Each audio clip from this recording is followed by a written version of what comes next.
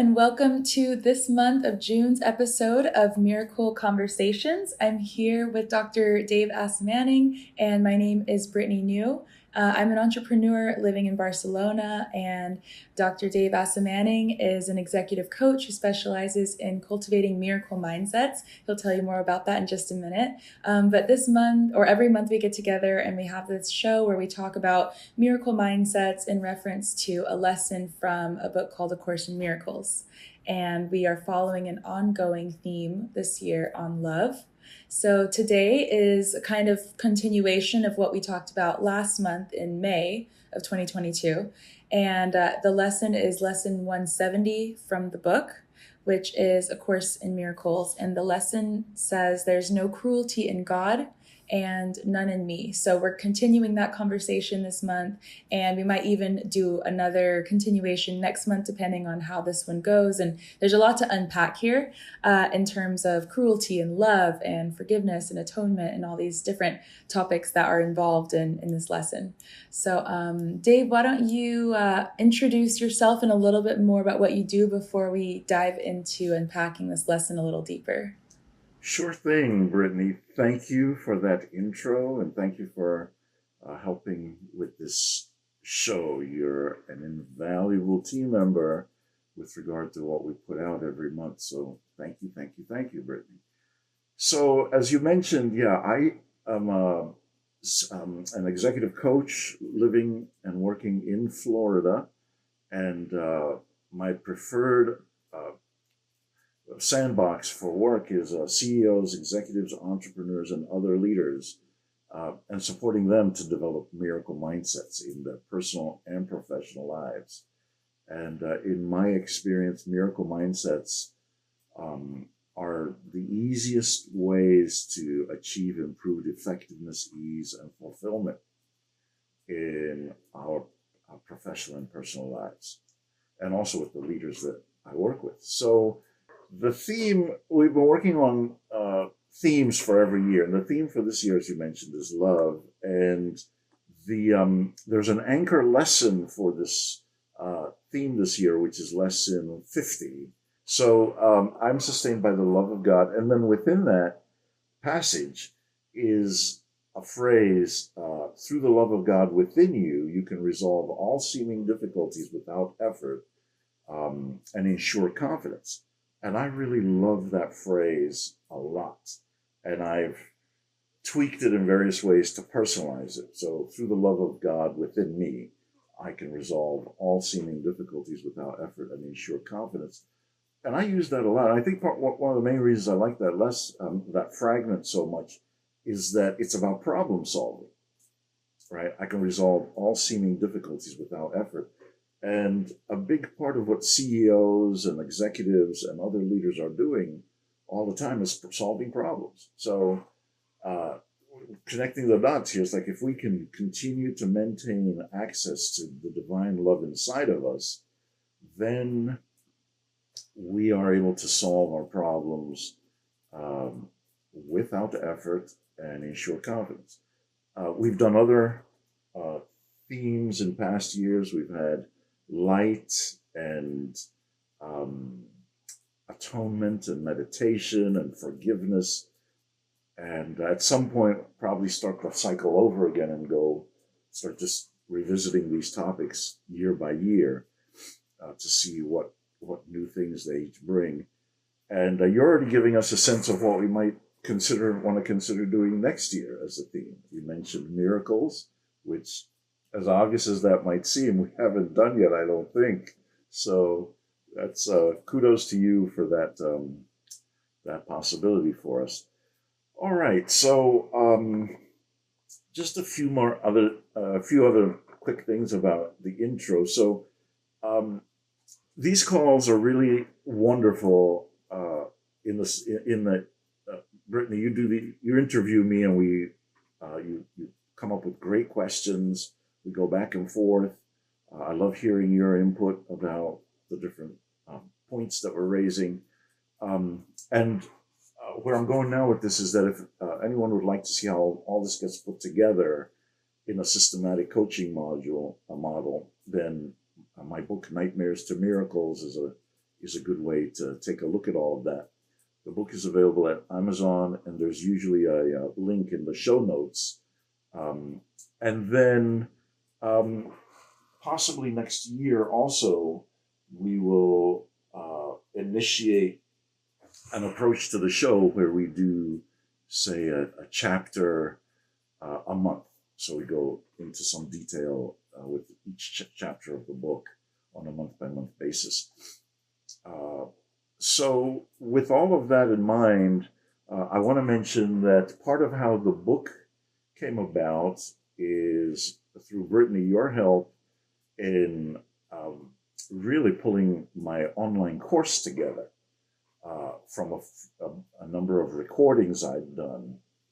And you did a remarkable job really making the course and my recorded modules look professional. There were worksheets, and you just did all kinds of things. Just really amazed with how you pulled all that together. And then after I'd lived with that for a while, it was easy to transmute all of that into the book, or relatively easy, I should say.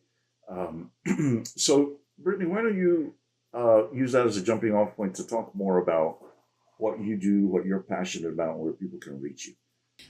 Thank you for that introduction. Yeah, it was such a pleasure working on your course. So my main specialty as an umbrella is in branding digital products. And so I work with a lot of coaches. I work with people in all different fields, but if they have an idea for a product that they want to put together that involves media, whether it's going to be a PDF book or an ebook, whether it's going to be a course, whether it's going to be a podcast, kind of similar to what we're doing here, audio, video, anything like that, then I can kind of help package it, put it together in a way that is easily digestible to your audience. I also have a YouTube channel where I talk about how I do certain things. It's mostly media tutorials, showing how do you sell, a Zoom webinar, or how can you put together an online course, or how do you, make a virtual business card. That's one of my most popular ones. So yeah, just branding and creating different things using media. And you can find me at my website, brittanynew.com, to see more about what I do. But thank you for giving me that little window and little pedestal to talk about myself. Thank you. You're welcome, Brittany. Yeah, I hope you continue to reach your preferred audience, and that people are able to engage you through the excellent work you do. I mean, I remember so many times when I needed a document of some kind, and the ones I had didn't look professional at all. They were very crude. And I'd say, oh, can you help me brand this and make it look, better? And turnaround times, everything was just really, really, you were alert. It was professional. It was speedy, and transformed my whole brand. Again, we continue to do the same brand transformation through the show. Again, people might not realize that just the amount of amazing work you do with this. So just to be clear on it, we do this recording together over Zoom. You're in Spain, I'm in Florida. I send you the files, and then you whip them all into shape and then you also post the video part to YouTube, the audio part to libsyn.com, which is the podcasting platform I use. And then you also post a written version of everything to the blog platform I use on my Nightmares to Miracles website. Just amazing. I mean, just that it just makes this so doable every month that you do for what to me is just impossible heavy lifting. It would almost never happen if I had to do all that. It just wouldn't happen. So, I mean, it's a pleasure working with you, and I think again, I want everybody to know about what you do. So, thank you so much. Thank you very much. Yeah, it's my pleasure. So we're about to go into the lesson, and an interesting thing happened on the way to the market. So last month, I was preoccupied, as I usually am, with all the conceptual points in the lesson, right? And so you start with paragraph 1. I'll just read that to reorient us. It says, the headline says, "There is no cruelty in God and none in me." As you mentioned earlier, Brittany, And then paragraph 1 says, no one attacks without intent to hurt. This can have no exception. When you think that you attack in self-defense, you mean that to be cruel is protection. You are safe because of cruelty. You mean that you believe to hurt another brings you freedom. And you mean that to attack is to exchange the state in which you are for something better, safer, more secure, from dangerous invasion and from fear. Right? So then there are a whole lot of points in this very dense lesson that all kind of lead to the idea that we are creating within our minds the thing that we're fearful of, that we have to protect ourselves from. And therefore, we actually produce the thing that attacks us, that we then have to protect ourselves from. It's all sort of in the mind. And of course, there are always nuances and additional forms of care that need to be taken when we say this kind of thing and we're talking about, say, victims of murder or rape or deep systemic social injustice, right? There's nuances that need to be brought into play. But the basic idea here is that as human beings, we create things in our minds to be fearful of that we then have to protect ourselves from. And the vicious circle of attack is in our minds. And then last time we talked a little bit about the fact of whether that means that you shouldn't carry a weapon, as an example, to protect yourself from assault, or that you shouldn't use sophisticated alarm systems to protect your home and to fortify it against home invasions and things like that, right? And the conclusion there at the time was that the course isn't really getting at things like that. There might be some relevance there, but what it's really trying to get at is that deep inside of us, we want to be sure that we're not fomenting or cultivating attack thoughts that we then have to protect ourselves from. And at the deepest level, the final sort of resting point of the whole lesson is that deep down under all of this is our conviction that God is cruel and that we have something to fear from God and God's cruelty. And this becomes a justification for our own cruelty. And that's what we're trying to undo ultimately. Okay. So that was all last time. And then I was thinking that, we'll go deeper with some of those technical points. We'll have great conceptual, exploration. And then in testing out part 2 with the mastermind group for A Course in Miracles that I do this with, the group pivoted to a concern about what happens when you're dealing with recurring or repeated cruelty or stuckness around cruelty in oneself or in other people, or in one's personal circle or in one's professional circle. Let me pause here and see if there's anything you'd like to comment on or mention before we go deeper into what's now the topic for today, which is how to deal effectively with people who are stuck in cruelty of some kind. It could be ourselves or it could be other people. So that's what we're going to dig into a little bit more. Anything you want to say at this point? No, thank you for summarizing last month's conversation so beautifully. Looking forward to hearing what you have to say about this continuation. I love the practical elements of things, so looking forward to hearing this. Great. Fantastic. Yeah, so I thought it might be helpful to illustrate, first of all, what some examples of cruelty could be, right? So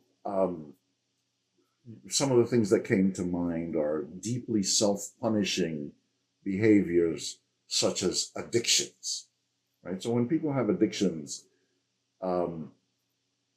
that's an exercise in cruelty quite often, right? There's this vicious circle of chasing after the thing that one's addicted to, and then increasingly and in a deepening way, having all kinds of dire circumstances attend to us on the heels of the addictive behavior.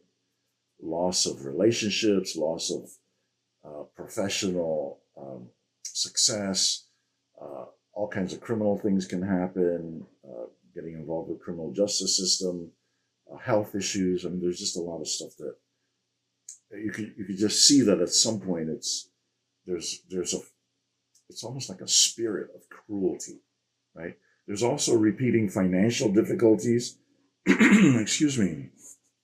Separate from addiction now, I'm saying that uh, sometimes we can go through phases in life where we're just struggling with financial difficulty, and it's just, um, I mean, it's panic inducing, it's fear inducing, it's so uncomfortable, and yet it can feel cruel when one is stuck in this recurring vicious circle of scarcity, as another example of self-punishing cruel behavior, right?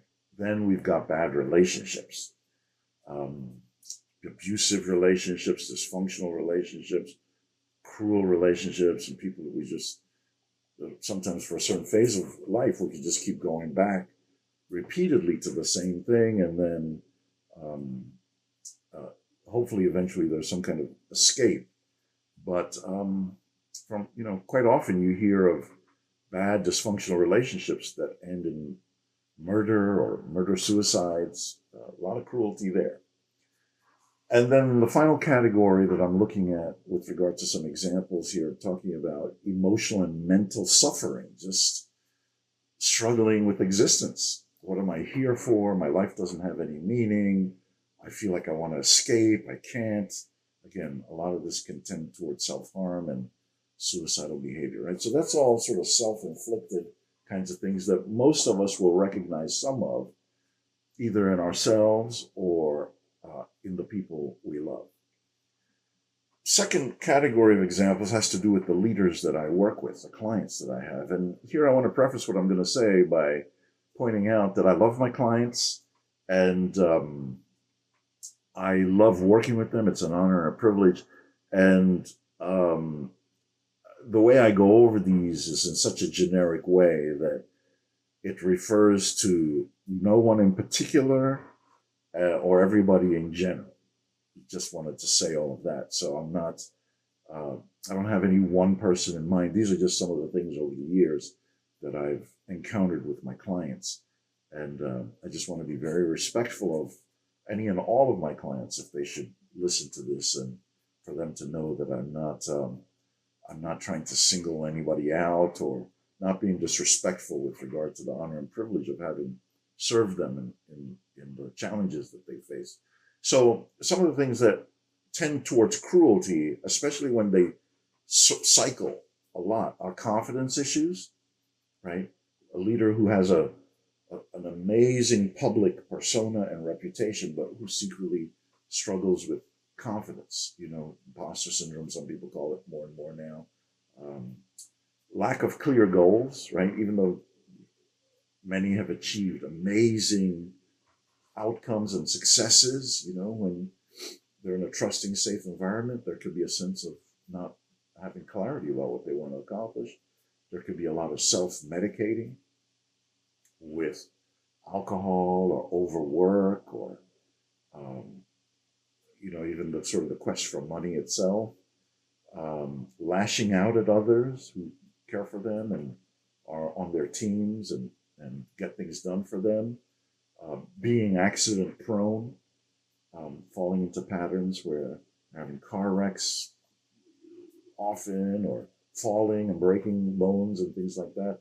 And then finally, for now, looking for external solutions to their leadership and team and enterprise issues, looking for external solutions that don't work and won't ever work, but being on a treadmill of constantly looking for the next external solution, a better enterprise, computer system, a better tech system, a better group of people.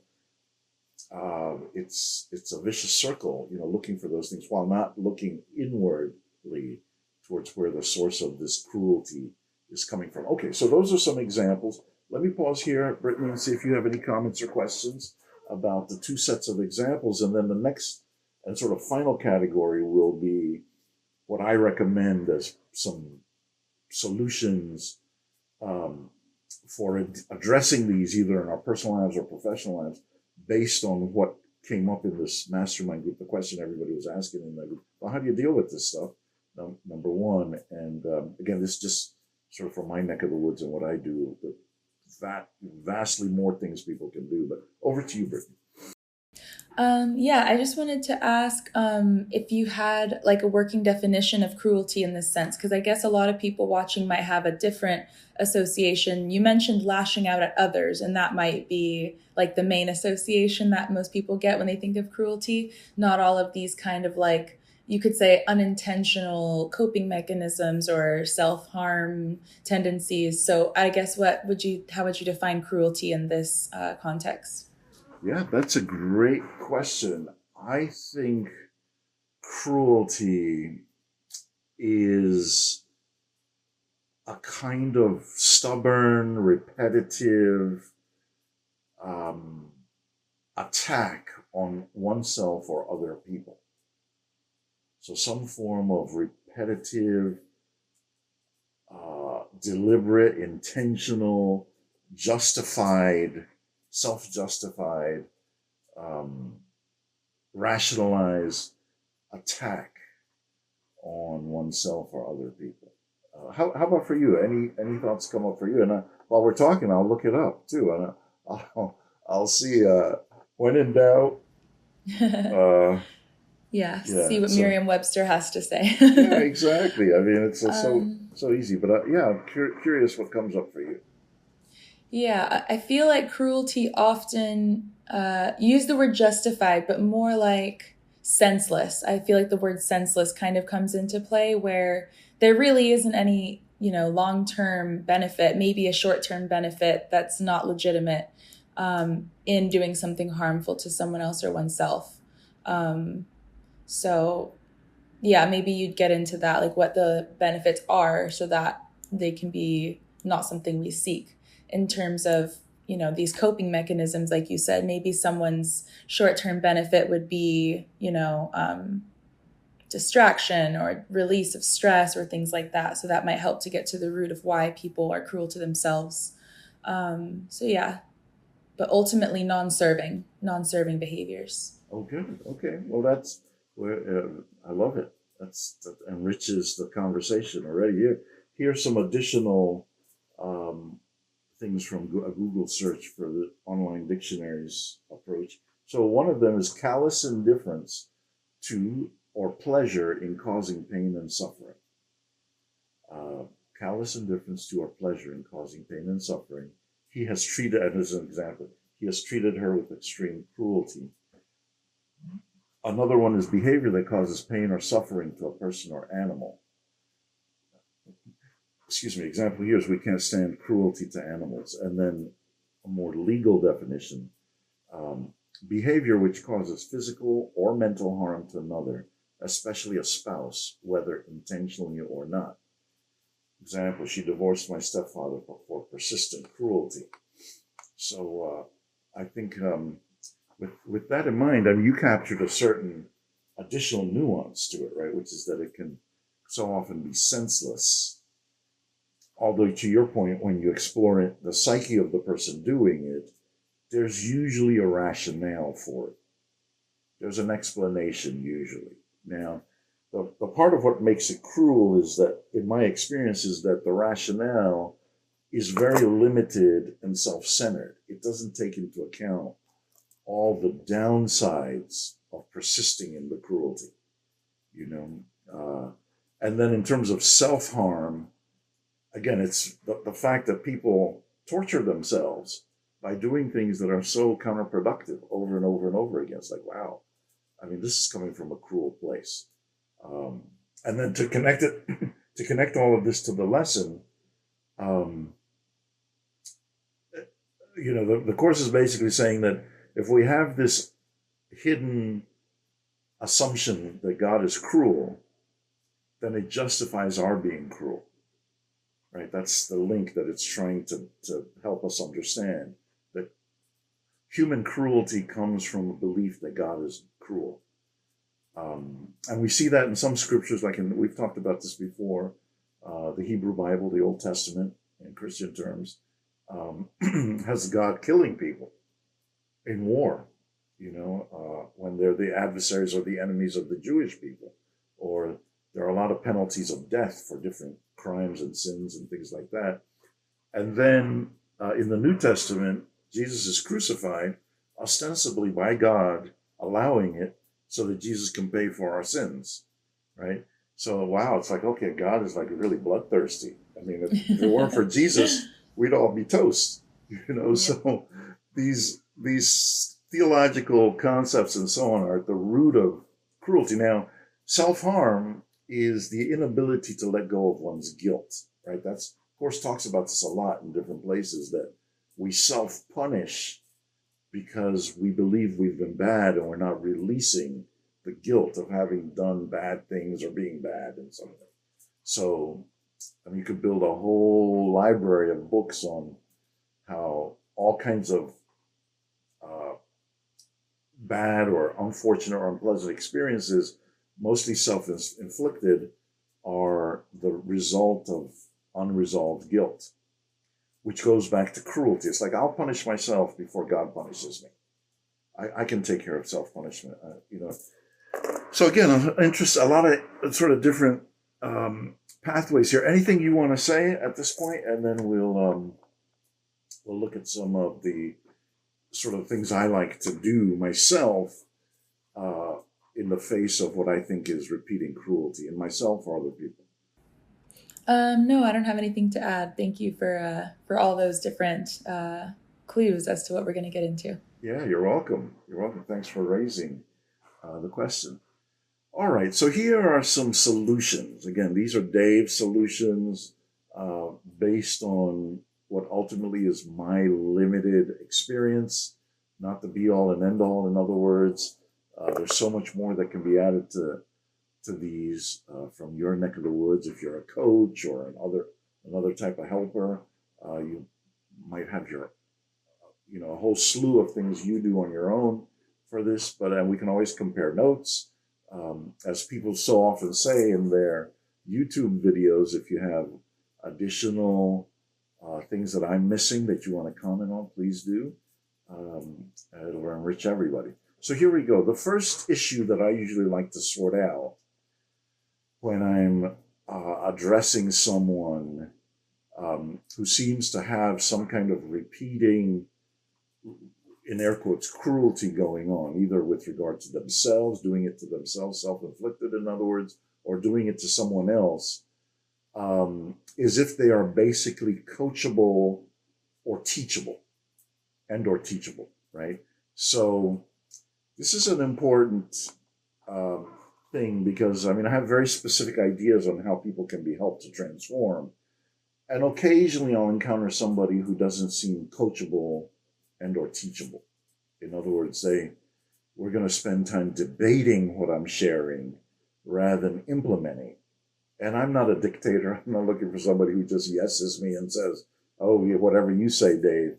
But beyond a certain sort of curiosity about where this is coming from and what informs it and how it might work, you can kind of tell if somebody wants to get you off track by challenging you and denigrating what you're trying to share with them and all kinds of other stuff like that. So I think the first step is to decide whether the person is teachable and or coachable enough for you to be able to continue investing energy in them in this whole area. Now, if they are great, you can then go on with the work, and we'll talk about some of what that is.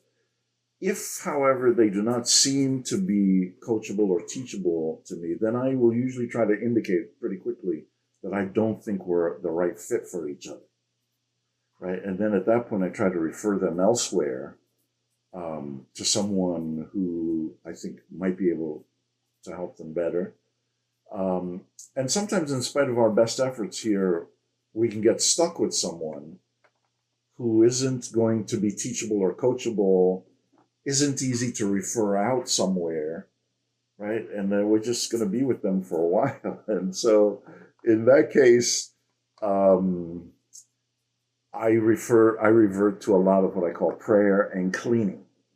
So I turn to spirit a lot and I say, okay, what is it you want me to do about this? So again, that's all very preliminary about getting started with someone. Okay, anything you want to react to at this point, and then we'll get into the actual next set of solutions. No, I think it's very interesting that you say that in the case where it might not be within the client's kind of personal capabilities, you try to take it upon yourself. And I don't know if a lot of coaches would do that. I don't know if every coach has that same attitude. It's more like, if you don't want to work with me my way, then there's the door. So I appreciate that you have that kind of attitude on it. That's really cool.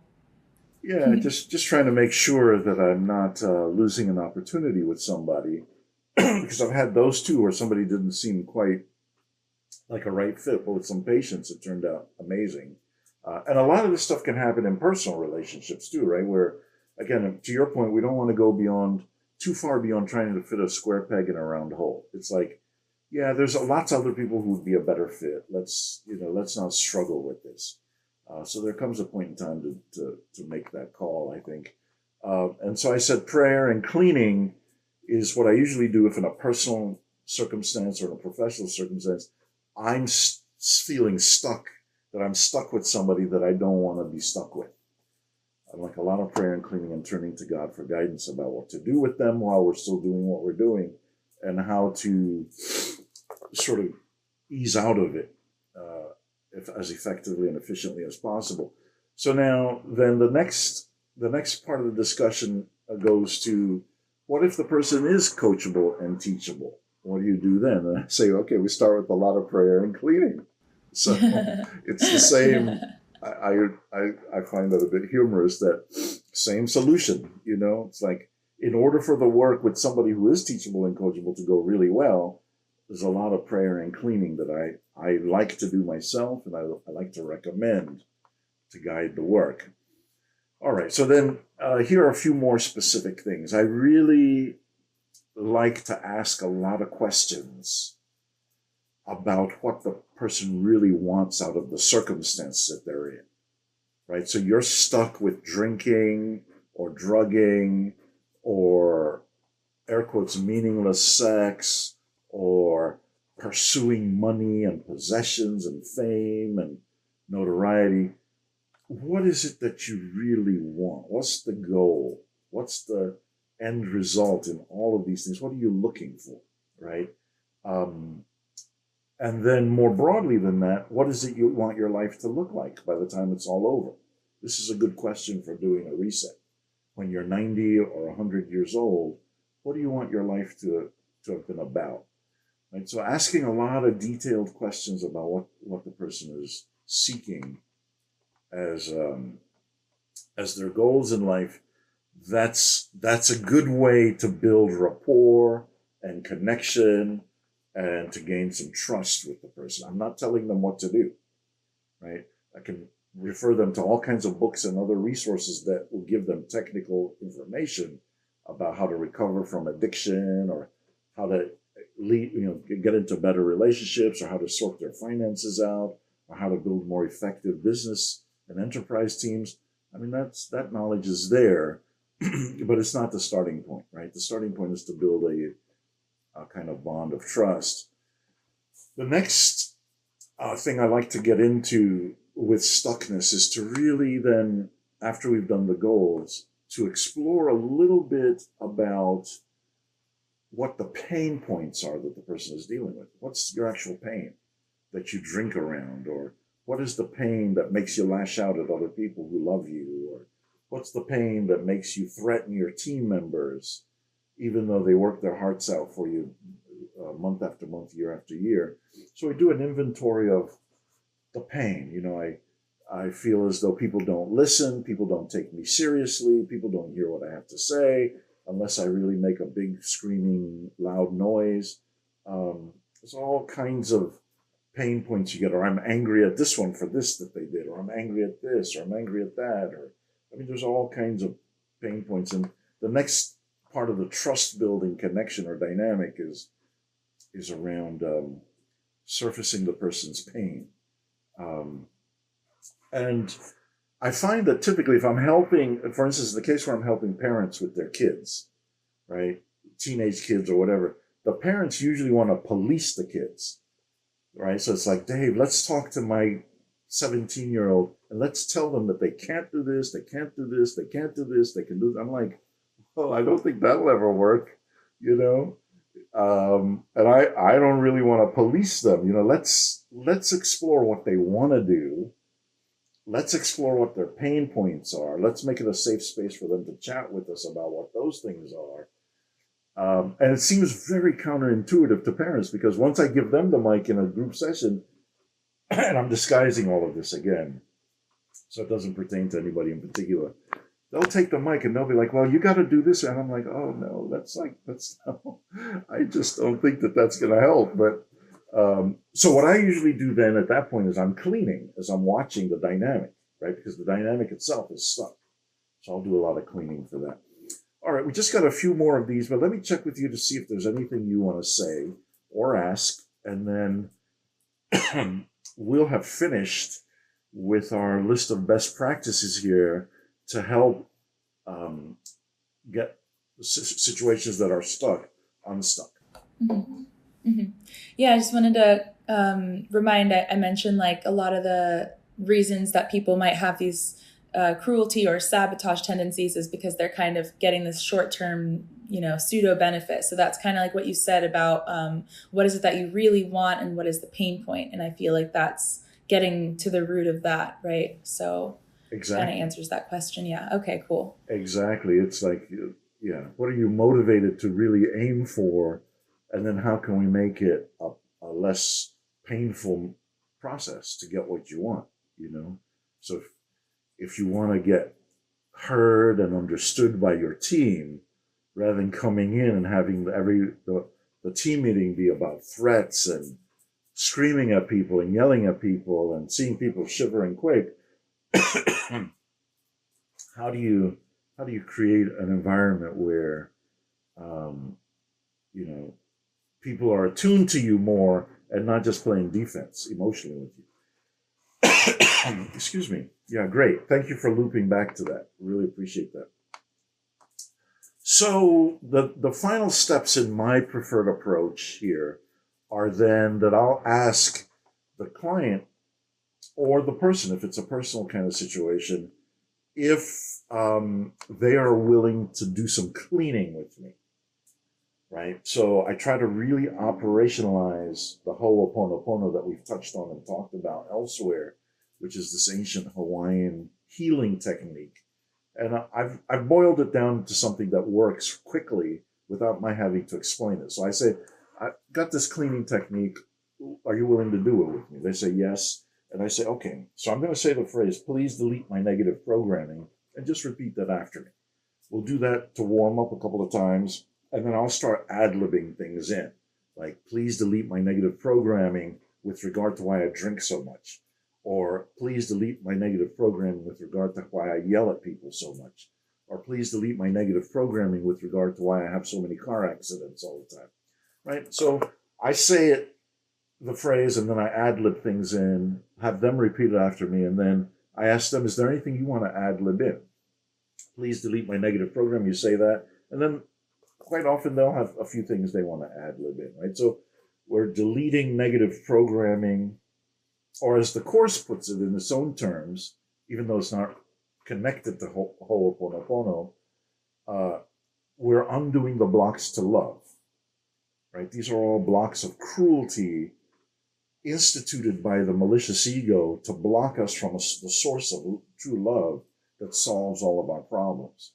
So we're trying to solve our problems from stuck places, pain points, and by having different techniques for releasing the blocks to love, we connect with love and the way forward opens up. So that's the short and sweet version of a technique for helping people get unstuck immediately, quickly, and also helping me get unstuck in my work with them.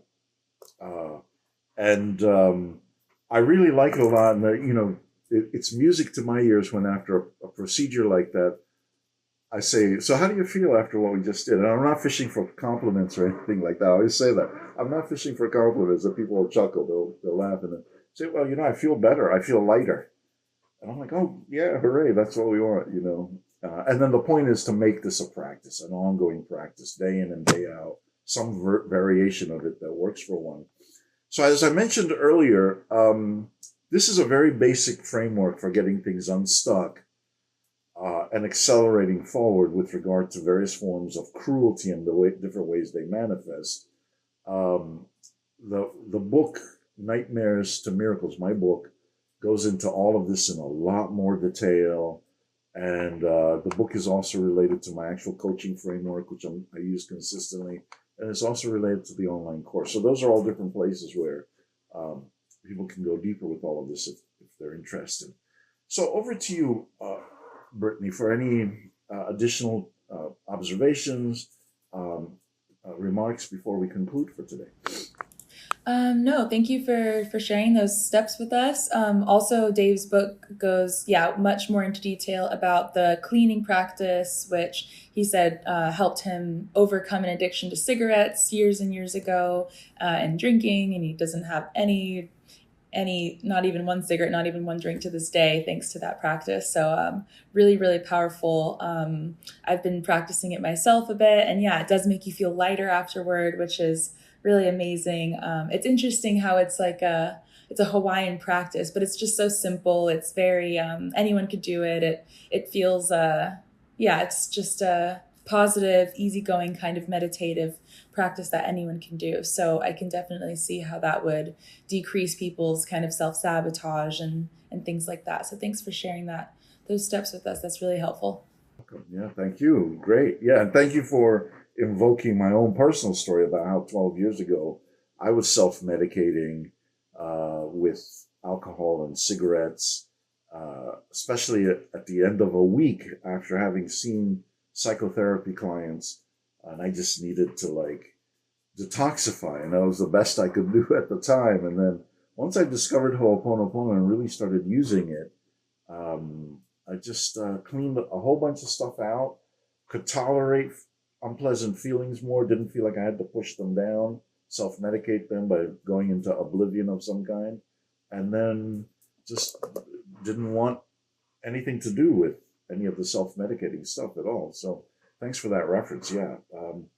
Well, good. All right. So we'll see what the part three brings. The mastermind group that I test these things out with before they come onto this call mentioned that they were open to a part three. So we'll see. The first part was understanding intellectually what this lesson is talking about with regard to cruelty. This part today has been how we encounter different forms of repeating cruelty that can feel forms of which can feel stuck to us, and how to get unstuck. And then again, it'll be interesting to see what the spirit leads us to with the third part. So, well, great. Thank you for a wonderful show, Brittany. And I'm looking forward to next month's already. Likewise, yeah, I'm looking forward to that. Just a suggestion. I think it's always fun to really incorporate this more into the business space and the entrepreneurship space, and whatever space you think a lot of people watching these videos might be interested in applying it to. You did do that already in this show with references to, being aggressive within your teams or things like that. But any ways to add more dimension and color to our daily lives would be interesting. But yeah, looking forward to next month's as well. And thanks again for another great show this month. Excellent, Brittany. Thank you to our audience, anybody who's been watching us and following. We really appreciate you. We love getting your comments, either posting to the YouTube platform or emailing either one of us or texting us. It's all good. Appreciate you. And thank you, Brittany. I'll look forward to seeing you next month. All right, I'll see you next month. Bye, everyone. Thank you. Bye.